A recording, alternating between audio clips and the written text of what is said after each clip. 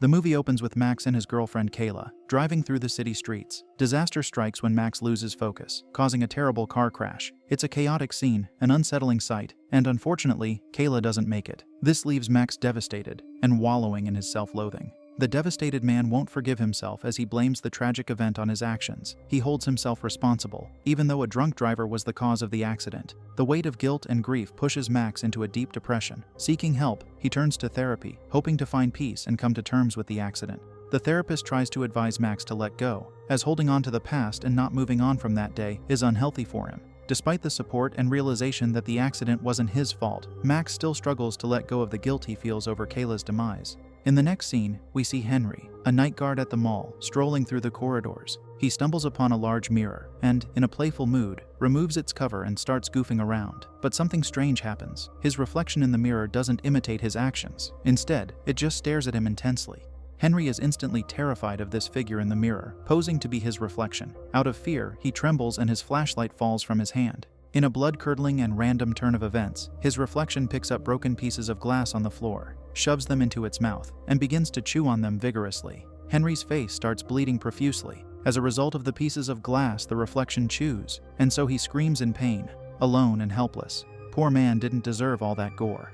The scene then cuts back to where Max is sleeping peacefully, until his phone abruptly rings, waking him up. Max picks up the call, and it turns out to be from his father, Jack. Jack has some shocking news for his son. Henry, the night guard, has resigned after a bizarre incident where he ate glass. To make matters worse, another mall employee has gone missing, and the police are now involved. These unexpected events have put their plans in jeopardy. They are meant to open within a few weeks, yet all these things keep happening to delay their opening. In an attempt to get things back on track, Jack asks Max to step up and work as the night guard for a few days. Max agrees, hoping that it might help take his mind off his depression. As he walks to the mall, he encounters a girl putting up flyers about her missing sister, who disappeared from the very same mall his dad mentioned. The woman struggles with the flyers as the wind blows them from her hand. Max offers to help, but she's unwelcoming to his kind gesture. When Max arrives, his dad introduces him to the mall staff: Jenna, the buyer, the store manager, Keller, and Ryan, the vice president. After the warm introduction, Max goes to get some coffee. As he enters the kitchen, he has a sudden and terrifying encounter where a mysterious woman briefly pops up behind him in the mirror, while he pours his coffee into a mug. Max is terrified. He breathes heavily, hoping it is just his mind playing tricks on him, but then he catches another glimpse of her. She appears in the mirror, yelling and violently hitting the glass as if trying to attack him, and also crying for help. Max is taken aback, losing his balance in the process. This terrifying encounter leaves Max unsettled and confused. So much so that he visits his therapist. Max describes the figure he had seen to his therapist, saying she was corpse-like. However, from a psychological perspective, the therapist thinks Max is still not over Kayla and claims his brain is just going through a mental shock. The woman is quite optimistic about these hallucinations. She sees them as a sign that Max is starting to get his life back in order and views it as progress for him. She believes that Max is starting to let go of the misplaced guilt about Kayla's demise and is ready to stop blaming himself for what happened. The woman is impressed that Max is now staying sober and not using elixirs and alcohol as a coping mechanism anymore. And since he is now sober, his mind is trying to process the tragedy. The following night, Max kicks off his nightly duties by patrolling the mall with a flashlight in his hands. He gets into the control room, logs into the computer, and begins to scan through the surveillance cameras. In the process, he stumbles across a file tagged Jenna, and so he opens it. In the file is footage of Jenna in the women's bathroom, and she is busy using their mirrors. As he watches the footage sternly, Mr. Landro sneaks up on him. He claims to just be checking up on Max, his new favorite employee. Max is instantly uneasy and excuses himself to go do his rounds. However, not before the man asks him to be comfortable and call him Keller, since they are all family here. What a creepy man. Max returns to his duties, with a flashlight in his hands. He stops in his tracks to take his medication, and just as he finishes, the man sees something horrifying in one of the mirrors. It's none other than Jenna. He's stunned and confused. He can't fathom how and why Jenna's reflection has replaced his in the mirror. He stutters but can't find the words. The situation just escalates from there, and to the terrified man's shock, he witnesses Jenna's reflection wrench her head off her body. Max is left stunned and on the verge of passing out. Meanwhile, on the other hand, Jenna, who has been in the shower, unaware of Max's encounter in the mirror, steps out of the bathroom after accidentally cutting herself in the shower. She rushes to the drawer by her mirror to quickly treat her injury. The woman gets tissues from the drawer and gently begins to dab the wound. All of a sudden, she catches a glimpse of her reflection swiftly placing its hand on the glass, snarling at her. Jenna instantly becomes terrified. She is so terrified that she takes a step back, and as a result of her slippery and unsteady feet, she trips and immediately lands on her back through her bathroom glass. Luckily, she survives, but not for long. As she struggles to get out of the bathroom, she still sees her reflection looking at her sternly. Tragically, a shard of broken glass falls onto her neck, severing her head and causing her untimely demise. The next day, Max still hasn't recovered from the events of the previous night and is still traumatized by it. He gets startled by his colleague at work and immediately heads out of the mall to make a phone call, booking a session with his therapist. However, the therapist doesn't seem to take the point that all these things that happened to him are related to mirrors. Detectives Houston and Pizzarelli arrive at the scene in Jenna's house to investigate. One of them believes it looks like a terrible accident, but there's a possibility that someone may have assassinated Jenna. The mystery deepens, leaving everyone wondering what truly happened. The following day, Ryan delivers devastating news to Max about how Jenna has passed away the night before. He explains that a piece of glass had severed Jenna's head from her body. Max is haunted by memories of the previous night when he witnessed Jenna rip off her head in the mirror, and now he has just been informed that she passed away in somewhat the same manner in real life too. All this time, he keeps seeing the mysterious woman glaring at him through the mirror. Everything appears to be surreal to Max. He's overwhelmed and uneasy, and even begins to question his sanity. He goes back to the place in the mall where it all happened, the place where he had the encounter with Jenna's reflection. He opens the covered-up mirror, staring at it, with his bright torch pointed directly at it. He calls out for someone, anyone, just to validate these episodes he has been having, but nothing happens. Defeated, Max concludes that he has finally lost his sanity. As Max begins his patrol of the mall, these terrifying encounters in the mirror seem to become a routine. Max sees Ryan's reflection, and it is brutally slicing open his stomach, causing his intestines to spill out. Max realizes with a chill that Ryan is about to meet his end in the same way he witnessed in the mirror.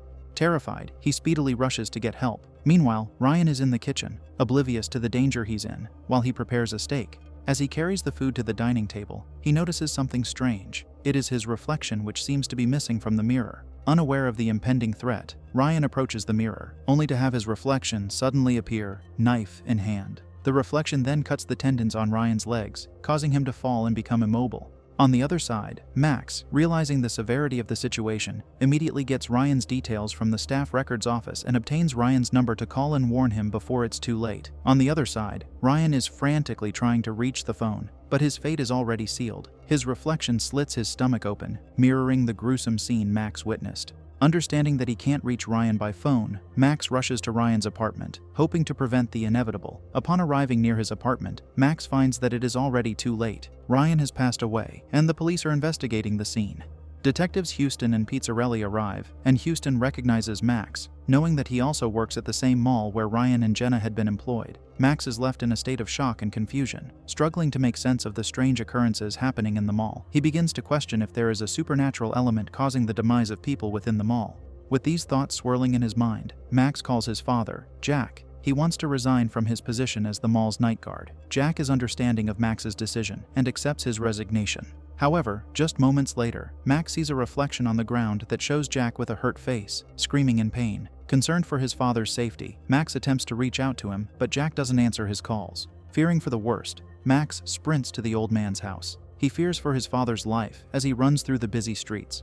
Meanwhile, back at Jack's apartment, he decides to have a slice of pizza for dinner, so he places it on a plate and puts it in the microwave to heat it. When the slice of pizza gets heated up, the man takes it out and then begins to use a pizza cutter to slice up his dinner, but his reflection in the mirror is cutting his own face with the pizza cutter. Jack, unaware that his reflection is out to get him, however, begins to feel the impact of its deeds as he groans in pain. Max arrives just in time, and the reflection stops hurting Jack. Panting for air, Max tells his father that he has changed his mind and wants to continue working at the mall, determined to protect his loved ones from the mysterious force causing the demises. Jack is pleased with his son for returning to help his old man at the mall. He reaches out to Max and pulls him in for a hug. Max, open-armed, hugs his father back. Jack thanks his son for not leaving him and appreciates his kindness.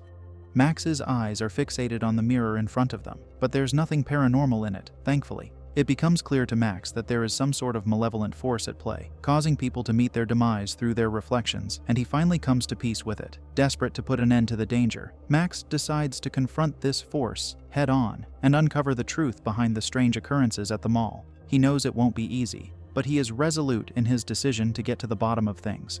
In the next scene, as Max is entering the mall, he is confronted by detectives Houston and Pizzarelli, who are investigating the string of suspicious demises of his co-workers. They suspect Max of being involved, but lack sufficient evidence to arrest him, especially the gruesome demise of Ryan, as Max was in front of his house when it happened. Max, upset that the detectives even consider him a suspect, informs the detectives that on the night of Ryan's assassination, he had tried to reach him, to inform him about issues he had with the mirrors, and when he was unable to reach him on the phone, he went to his apartment. The two detectives are unmoved and unconvinced, but they let him go, with a warning saying that they will be keeping a close eye on him. Feeling uneasy and unsure of what to do next, Max returns to the mall. He stands in front of a mirror. The man has questions, and he wants answers. He looks into the mirror, and he then proceeds to ask the reflection to reveal itself to him, or, better still, reveal what it wants. Just then, it points upwards, with a beam of light. Intrigued, Max follows the reflection's directions and goes upstairs, where he stumbles upon an ID card belonging to a former mall employee named Eleanor. He vaguely remembers his father mentioning someone named Elizabeth,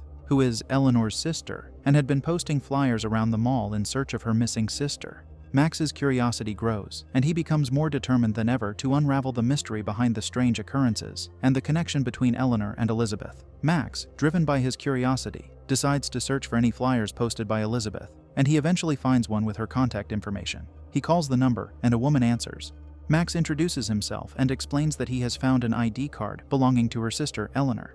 Elizabeth is initially skeptical, but she eventually agrees to meet with Max the following day. When the two meet, Max tries to explain that he might have seen Eleanor in the mirrors. However, he explains that when he turns, she disappears. Elizabeth is instantly annoyed by this statement and accuses Max of toying with her feelings and the sensitive topic of her sister's disappearance. Annoyed, she walks away, but a relentless Max runs after her. He catches up with her and begs to hear him out. He shares the strange and unusual events that have been happening to him since he started working at the mall, including the demise of his co-workers, Ryan and Jenna. He believes that their demises may be connected to Eleanor's disappearance and suspects something sinister is happening at the mall. Elizabeth is shocked by this revelation and asks Max why he is working as a guard at the mall.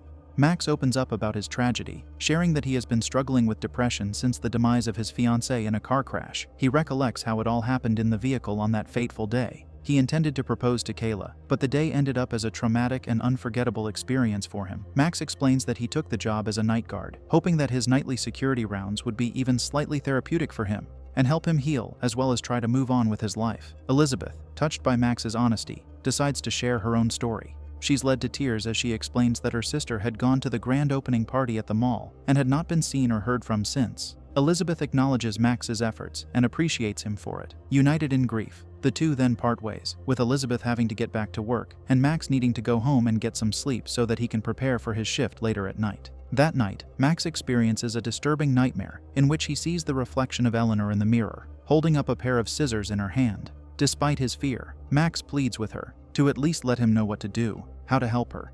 He's out of ideas and needs her help. At least knowing what she wants would be a step forward. It's a tense scene, but thankfully, Max wakes up and realizes it was just a nightmare. Determined to get to the bottom of Eleanor's disappearance, Max goes to the mall to investigate. He starts by checking the security footage from the day she went missing, but is surprised to find that the footage has been deleted. Knowing that only the previous security guard, Henry, would have had access to delete the footage, Max decides to visit him, and so Elizabeth offers him a ride there. When Max and Elizabeth arrive at Henry's house, they notice that all the mirrors have been covered with paper. Henry answers the door, and they are shocked by his disfigured appearance, as if he has been in some kind of accident. He's too afraid to talk to anyone, so he immediately shuts the door, but Max barges in. Henry has horror written all over him as he keeps running away from the two, avoiding their questions. They ask him about Eleanor and the security footage, but Henry is hesitant to reveal anything. Finally, Henry confesses that he deleted the footage because another mall employee, Keller, had instructed him to do so. He pleads that he did nothing wrong and only followed the orders of Keller to erase the footage because Keller had threatened his job. Henry apologizes for his wrongdoing and begs Eleanor to leave him alone. However, Max knows that Eleanor won't stop until they get to the bottom of this. Convinced that Keller is somehow connected to Eleanor's disappearance, Max and Elizabeth decide to search the basement of the mall for any clues that might help them solve the mystery. As they search, Max finds a tiny space in the basement where he goes to investigate. Elizabeth stays outside to be on the lookout for him. Meanwhile, Keller sees them on the security cameras and decides to confront them. He comes to the basement and sneaks up behind Elizabeth, armed with a gun. He grabs her and then proceeds to tie her to a shelf, intending to apprehend Max. However, Elizabeth manages to free herself and escapes, leaving Max alone to face Keller. Keller realizes Elizabeth has escaped and immediately begins to fire his weapon. He aims his firearm at Max, but luckily, Max avoids the bullets. While doing so, he loses his balance and falls, landing over a covered-up item. Max turns around and flashes his light on it, and it reveals Eleanor's pale and lifeless body, which had been hidden behind it. Just then, the movie flashes back to the night of the company's grand party, where Eleanor, a new employee, is in attendance. Jenna suggests to Ryan that it's important to keep new hires under control by having something to hold against them. Jenna believes that this will command respect from the rookie, knowing that her senior colleagues have dirt on her. Wow, what a twisted senior. Ryan buys the idea and even compliments Jenna for being so intelligent. As the night progresses, Ryan goes to engage Eleanor in a casual conversation, while Jenna stealthily spikes Eleanor's drink, causing her to become disoriented and fall unconscious. Keller arrives later and finds Eleanor with Ryan and Jenna. She's in a vulnerable state, and he volunteers to take her home. Ryan and Jenna carry on with their night, while Keller leads an unsteady Eleanor to his vehicle, promising to get her home safe and sound. She claims to have left her purse containing her keys at work, and so Keller drives them there. They arrive at the mall, but Keller, seeing how vulnerable Eleanor is, decides to take advantage of it. He parks his vehicle in the basement of the mall, and then he commits a heinous act. In the process, Eleanor regains consciousness, immediately realizing what he has done and the danger she is in. She tries to make her way out of the vehicle. After an intense struggle, Eleanor manages to flee from the man. The atmosphere becomes tense, and Eleanor begins a race for safety. Keller, not letting it go, runs after her, pleading that she hear him out, but Eleanor won't stop. She runs into safety and quietly hides behind some boxes. She's short of breath and scared for her life. Keller, who is still searching for her, promises that he has no intentions of hurting her. He claims that he just wants to talk. He even goes ahead to try and gaslight her, calling her confused. Eleanor tries to move further away from his direction, but Keller unfortunately catches up with her. He grips her tightly, but Eleanor does not relent. She hits him across the face, but the man overpowers her and chokes her to oblivion. Poor Eleanor passes away while looking at a mirror, and her spirit gets trapped within it. Looking over Eleanor's lifeless body, Keller immediately regrets his actions. But it's too late for regrets now. He has already done the deed. Back to the present, Keller traps Max in a room before pursuing Elizabeth. He yells that he had no intention of hurting her sister, and neither does he want to hurt her now. Keller catches up with Elizabeth and the two engage in a physical struggle. The drama intensifies, and the tension builds, and as the struggle between the two continues, Keller sees Eleanor in the reflection. And this serves as a distraction for Elizabeth, as she immediately uses her elbow on him, causing him to groan in agony, and she runs away. She yells Max's name, hoping he can come to her rescue. Keller resumes his pursuit of Elizabeth, and unfortunately, he catches up with her yet again. Weapon in hand, he forcefully drags her with him, but then, they come across another mirror, and he sees himself holding Eleanor, and not Elizabeth. Scared, he stops in his tracks. Puzzled by this, Keller's attention is once again drawn to a mirror, and he begins to choke Elizabeth in the same manner as Eleanor. Elizabeth struggles to reach out for the man's weapon, but it's out of reach. Just in time, Max intervenes and pulls Keller off of Elizabeth, engaging in a fight with the old man. Bullets fly in the air, and the struggle continues. Max yells for Elizabeth to get to safety while he tries to overpower Keller. As the two men still struggle, the gun falls to the ground, and they are now left with their fists. The two place both arms around each other's neck. And just as the fierce battle continues, Max, who is facing the mirror, sees Eleanor appear in it briefly. In that moment, the idea hits him, and he knows the exact thing to do, the exact thing Eleanor wants. And so immediately, Max pushes Keller, ultimately crashing him into the mirror. As Keller sits there on the broken pieces of the mirror, Eleanor's spirit takes revenge on Keller. She drags him into the mirror, where she takes him out, and then the mirror shatters. The pieces roll on the floor as Elizabeth and Max watch. Eleanor has finally gotten her revenge on Keller. It's finally over. Max offers Elizabeth comfort in his arms. There's a sense of calm and accomplishment as the two walk away. The movie ends with the two detectives interrogating Henry, who confesses to deleting the security footage at Keller's request. The detectives leave the room to get the man a pen to sign his confession of being an accomplice in the slaughter of Eleanor. They claim that was the easiest interrogation they have ever had, and suspect there must be a catch to it. After they leave, Henry notices the mirror slowly cracking. He walks up to the cracking mirror, and as he watches on, he understands who it is. The man finally accepts his fate and says, "Hello, Eleanor," ending the film on an unsettling note.